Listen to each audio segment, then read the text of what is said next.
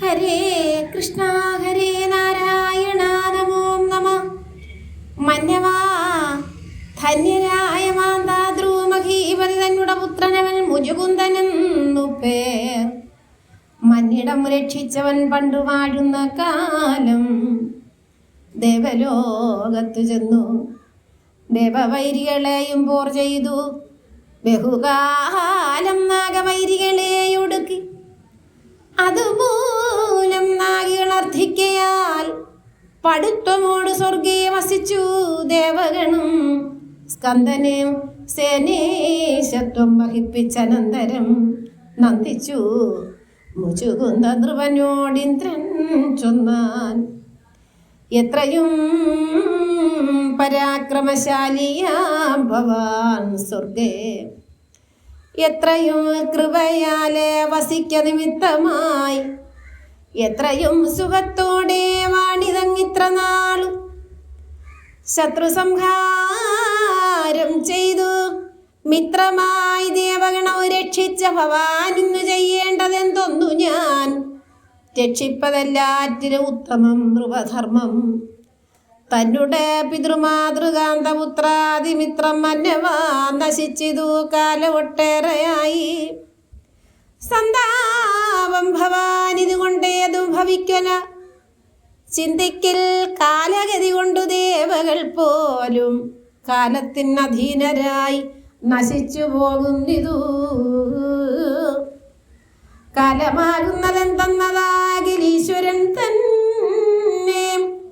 ആകയാൽ നിനക്കുള്ളിൽ വേണ്ടുന്ന വരങ്ങളെ വൈകാതെ തന്നിടുവൾ വരിക്ക വേണ്ടതല്ല.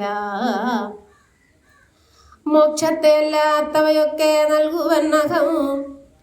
മോക്ഷത്തെ നൽകിയിടുവാൻ വിഷ്ണു മറ്റന്യരില്ല എന്നത് കേട്ടു മുചുകുന്ദന നൃപവീരൽ വന്ദിച്ചു ദേവേന്ദ്രനോടിത്തരവും പറഞ്ഞിതു.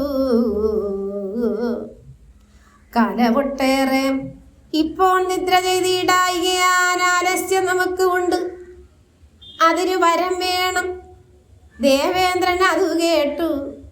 ഏറിയ കാലം ഭവാൻ മേവുക നിദ്ര പൂണ്ടു ബാധയില്ല രാജുവേ. നിദ്രയ്ക്കു ഭംഗം വരുത്തിയിടുന്നതാരെന്നാലു നിദ്രയെ വിട്ടു ഭവാൻ നോക്കുന്ന നേത്രാഗ്നിയിൽ അപ്പോഴേ ഭസ്മമായിപ്പോം, ഇല്ല സംശയം ഒന്നും.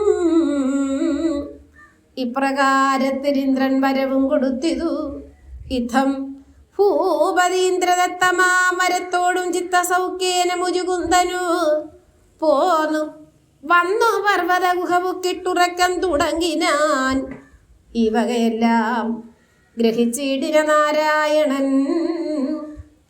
ദുഷ്ടനായവനെ കൊണ്ട് ഭൂപതി തൻ്റെ പുഷ്ടനിദ്രയെ ഭേദിപ്പിച്ചവൻ ഭസ്മമാക്കി. പിന്നെയോ ജഗദീശൻ തന്നുള്ളിൽ മുചുകുന്ദമന്നവൻ തന്നെ കണ്ടു. മോക്ഷം നൽകണമെന്നും ഏവമെല്ലാമേ ഇതിൻ കാരണം അറിയണം. കേവലമായ വിചാരങ്ങൾ ആർക്കറിയാവൂ. യവനൽ ഭസ്മമായി പോയതിൽ അനന്തരം കേവലൻ കൃഷ്ണൻ താനും തത്ര ചെന്നതു നേരം. എത്രയും തേജോമയനായ മാധവം കണ്ടിട്ടെത്രയോ കുതൂഹലാൽ ചോദിച്ചു മുചുകുന്ദൻ. ഹരേ കൃഷ്ണ.